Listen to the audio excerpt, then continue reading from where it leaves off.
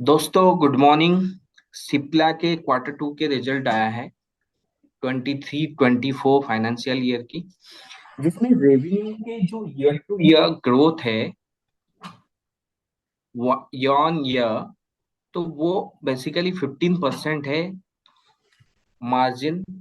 और साथ में आप देख सकते हैं साथ में आप देख सकते हैं ईयर ऑन ईयर 15% की ग्रोथ है। Margin expansion year on year जो है 350 प्लस बीपीएस, जिसको 3.5% की मार्जिन की ग्रोथ हम कह रहे हैं। मारुति के हमने पीछे अभी देखा था, पिछले वाले वीडियो में आप देख सकते हो जाके। मारुति के लगभग ईयर ऑन ईयर 5% की ग्रोथ दिखा रही है। इसके 350 पॉइंट बीपीएस मतलब 3.5% की ग्रोथ है। जो ग्लोबल रेवेन्यू है, रेवेन्यू का 15% ग्रोथ हुआ है। और इसके साथ साथ जो इबिटा है, इबिटा जो है वो बेसिकली 33% ग्रोथ हुई है ईयर ऑन ईयर। और 26% ऑफ रेवेन्यू।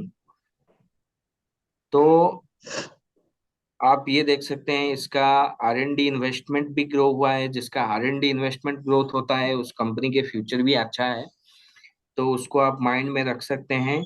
बिजनेस परफॉर्मेंस क्या हुआ है, वन इंडिया, इंडिया में जो बिजनेस परफॉर्मेंस है वो 10% ग्रोथ हुई है। नॉर्थ अमेरिका में कंपनी अच्छा बिजनेस कर रही है, जो बेसिकली 229 मिलियन डॉलर की बिजनेस किया हुआ है कंपनी ने। ईयर ऑन ईयर की ग्रोथ जो है नॉर्थ अमेरिका में बेसिकली 28% है। साउथ अफ्रीका में प्राइवेट मार्केट जो है वहां पे 1197 मिलियन चार, जो साउथ अफ्रीकन करेंसी है उसमें 12% की ग्रोथ है। इंटरनेशनल मार्केट में 89 मिलियन डॉलर की ग्रोथ है। अच्छा, हम ये देखेंगे फाइनेंशियल परफॉर्मेंस क्या है इसके क्वार्टर 2 में। तो क्वार्टर 2 में अगर आप देखें तो इसके फाइनेंशियल परफॉर्मेंस भी बहुत अच्छा रहा है। रेवेन्यू के ब्रेकअप जो है नीचे दिखाया है उन्होंने। इंटरनेशनल मार्केट में इसका जो रेवेन्यू है 11% आ रही है। इंडियन मार्केट से 42% है। नॉर्थ अमेरिका 28, इंडिया 42, एंड फिर अदर्स जो इंटरनेशनल मार्केट है 11%। एपीआई से इनके 2% आ रहा है। सागा एक्सक्लूसिव इनका 12% आ रहा है। तो ऐसे इनका डिस्ट्रीब्यूशन है, market distribution, revenue distribution breakup जो है। इसके साथ साथ आप इबिडा देख सकते हैं। ये सबसे अच्छी बात है कि इन्होंने 26% इबिटा है, तो बहुत अच्छा मानी जाती है ये। Next page. अच्छा, सबसे खासियत ये है टोटल डेट जो है, हमें ये देखना चाहिए टोटल डेट की क्या हुई है। टोटल डेट में थोड़ा सा जो है बढ़ोतरी सितंबर में थी, सितंबर 23 क्वार्टर में। और जो हेल्दी कैश पोजीशन हम देखना चाहते हैं सितंबर 23 क्वार्टर में, इनका थोड़ा सा डेप्ट जो है वो बढ़ा है। कैश बैलेंस जो है वो थोड़ा सा कंसिस्टेंट है, दैट मीन्स कंसिस्टेंट है, कैश बैलेंस भी कंसिस्टेंट है। और जो नेट कैश भी वो भी कंसिस्टेंट है। तो ओवरऑल फाइनेंशियल स्ट्रेंथ जो है, कैश पोजीशन जो है वो हेल्दी है, कोई दिक्कत नहीं है। Next page. अच्छा, इसमें क्या बता रहे हैं, efficient capital allocation, investment and divestment decision. क्या क्या कंपनी डाइवेस्टमेंट कर रही है, क्या क्या कैपिटल एलोकेशन है, उसके बारे में अगर बात करें तो कंपनी ने तीन तीन जो ब्रांड है उसको कैसे सिप्ला मेडिका में डाइवेस्टमेंट करने जा रही है, सिप्ला क्यूसीआई में डाइवेस्टमेंट करने जा रही है, एक्टा में डाइवेस्टमेंट करने जा रही है। इन्वेस्टमेंट कैसा है, strategic investment in Actor pharma South Africa to enhance the existing OTC portfolio and drive global wellness agenda. ये एजेंडा है कंपनी के बेसिकली, कैसे कैसे आगे बढ़ेंगे। साउथ अफ्रीका में बहुत अच्छे काम कर रहे हैं, नॉर्थ अमेरिका में भी बहुत अच्छे काम कर रहे हैं, इंडिया, ये तीनों तीनों जगह जो है इनके बहुत अच्छी पकड़ है। Strategic investment in quality chemical industries limited to focus on capital allocation capital allocation on growth project, overlapping portfolios and manufacturing capability Cipla बढ़ाने। वन इंडिया क्या है, इंडिया में क्या करने जा रहे हैं, इंडिया में कर क्या रहे हैं, बेसिकली वो समझने वाली बात है। Robust portfolio transaction across therapies and business segment, ये बहुत एक अच्छी बात है। कंपनी जो है एक्स कोविड क्या किया था, फिर टीटीएम रेवेन्यू ट्रेंड क्या है, बेसिकली हम देखते हैं कोविड सिनारियो में भी कंपनी ने अच्छा बिजनेस किया था, उसके बाद भी सितंबर 22 में अगर देखें वहां भी अच्छा बिजनेस किया। कागा जो ग्रोथ रेट है कंपनी के, कंपाउंडेड एनुअल ग्रोथ रिटर्न जो है कंपनी में, वो बेसिकली बरकरार रखा हुआ है कंपनी ने। ग्रोथ 13% के बराबर चल रहा है, तो आप अगर इसमें इन्वेस्ट करते हो तो यही लगभग समझा जा सकता है कि 13-14% आपके रिटर्न कंसिस्टेंट रहने वाली है। और सिप्ला के साथ, क्योंकि 3 साल में इनका इन्होंने प्रूफ कर दिया कि कगार इनका 13% है। तो branded prescription business continue to grow faster than market. तो मार्केट के साथ इन्होंने कैसे ग्रो करना है अच्छे तरह से, वो भी देखने वाली बात है। और ट्रेड जेनरिक बिजनेस क्या है इनके, कंज्यूमर हेल्थ बिजनेस क्या है, इंडिया रेस्पिरेटरी लीडरशिप, सिप्ला जो है रेस्पिरेटरी में लीडरशिप है इसके में। बेसिकली ये अस्थमा अस्थमा अवेयरनेस उसके बारे में, इसके लिए रिलेटेड डिवाइसेस भी, डायग्नोसिस कैसे करें, डिवाइसेस एंड डायग्नोसिस, ब्रोंकाइटिस, सिंक्रोब्रेथ, स्पीरोफाई करके एक प्रोडक्ट आ रहा है इनके। तो ये बेसिकली इंडिया में जैसे जिस तरह की जो ब्रोंकाइटिस की प्रॉब्लम है, जिस तरह की पॉल्यूशन लेवल है, सबसे बड़ी बात है पॉल्यूशन लेवल, जिस तरह की पॉल्यूशन लेवल है उसको अगर ध्यान में रखी जाए तो ये बहुत अच्छे काम कर रहे हैं ये उसके ऊपर।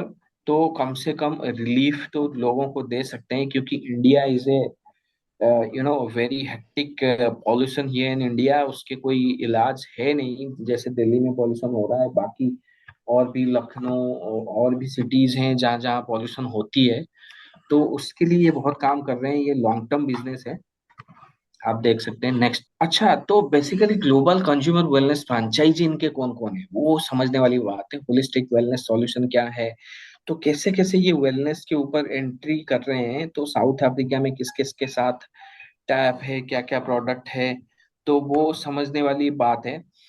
तो इंडिया में किस किस नाम से इनके ब्रांड्स हैं, consumer brands in India, consumer brands in South Africa, वो भी समझने वाली बात है। 8% contribution to global consumer franchise, जो ग्लोबल कंज्यूमर है उनके फ्रेंचाइजी हैं उसको 8% कंट्रीब्यूट करता है ये।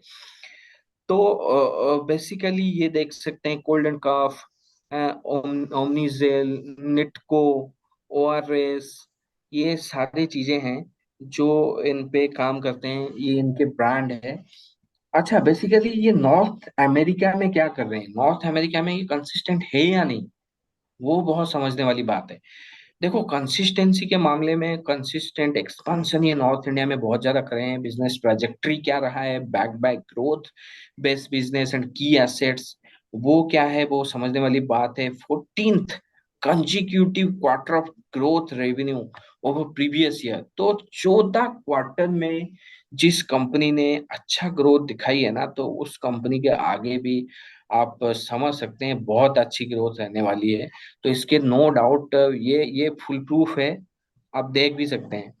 जो इन्वेस्टर प्रोजेक्शन उन्होंने दिया है उसी में से बता रहे हैं हम। नेक्स्ट, नॉर्थ अमेरिका में क्या क्या रोबोस्ट इन्होंने मोमेंटम चलाई है, डिफरेंशिएटेड पोर्टफोलियो क्या है, की बिजनेस हाईलाइट क्या है, बेसिकली Q2 रेवेन्यू क्या है। तो Q2 में इन्होंने 229 million with a strong double digit quarterly growth, इन्होंने 28% की ग्रोथ दिलाई है। तो continuous effort on expanding lanreotide market, मतलब इन्होंने 28% की ईयर ऑन ईयर की ग्रोथ है।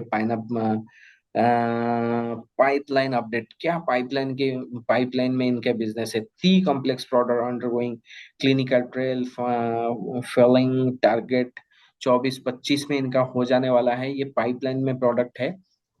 और तो हम ये भी देख सकते हैं कि इनका पोर्टफोलियो क्या है, नॉर्थ एनडीए में क्या है, एनडीए में क्या है, किस किस से कितना कितना अप्रूव्ड है, पोर्टफोलियो क्या क्या है, अंडर अप्रूवल कितने हैं, टोटल प्रोजेक्ट कितने हैं, वो बेसिकली यहाँ पे डिस्ट्रीब्यूट करके दिखाया है इन्होंने।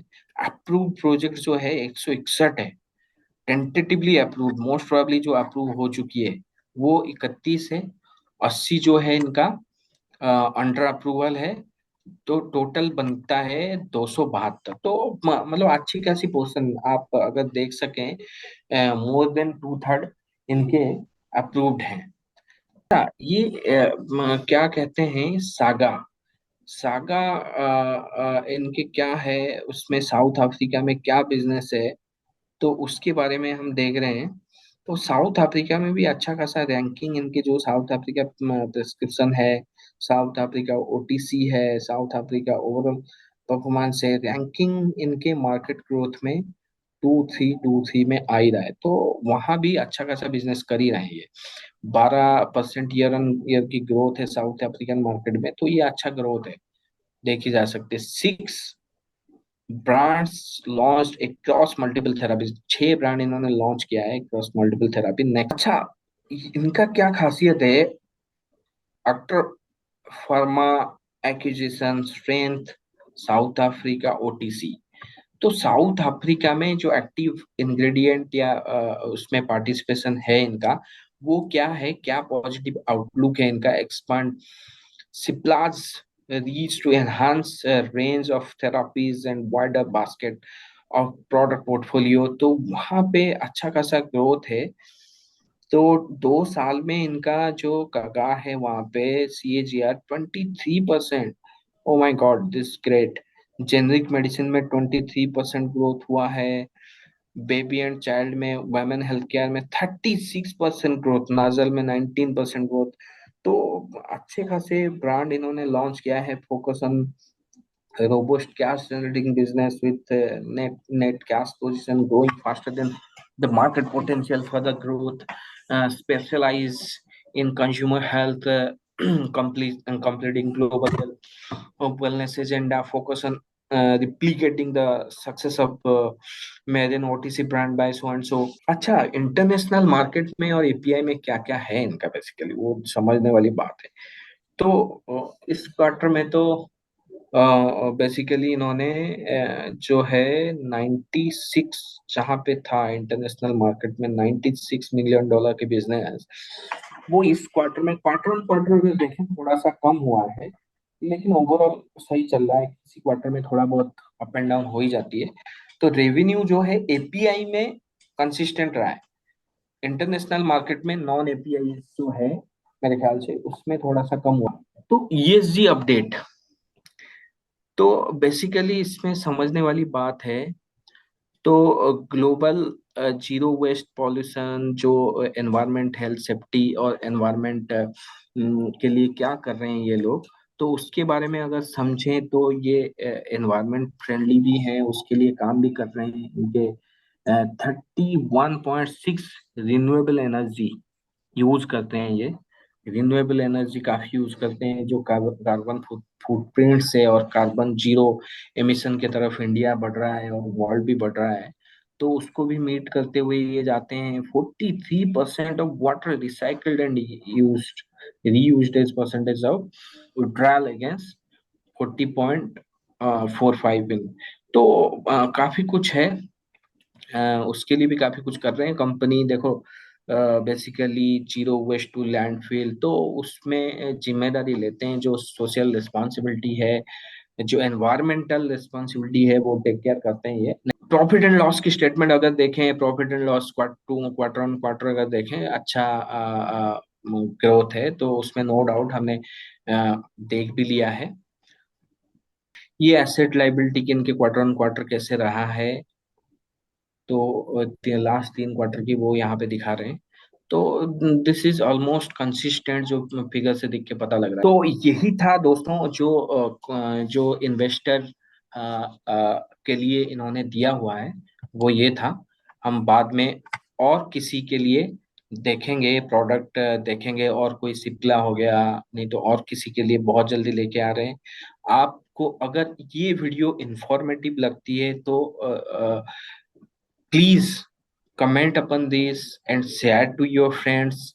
और क्या सिप्ला आगे क्या ग्रोथ मॉडल तय कर पाएगी, और कितना आपको कितना लगता है कितना रिटर्न का सीएजीआर जो है वो कितना दे पाएगी, अगर लॉन्ग टर्म पर्सपेक्टिव में हम देखते हैं 15%, 13%, 10%, क्या दे पाएगी? एक बार कमेंट करके बताइए। Thank you very much.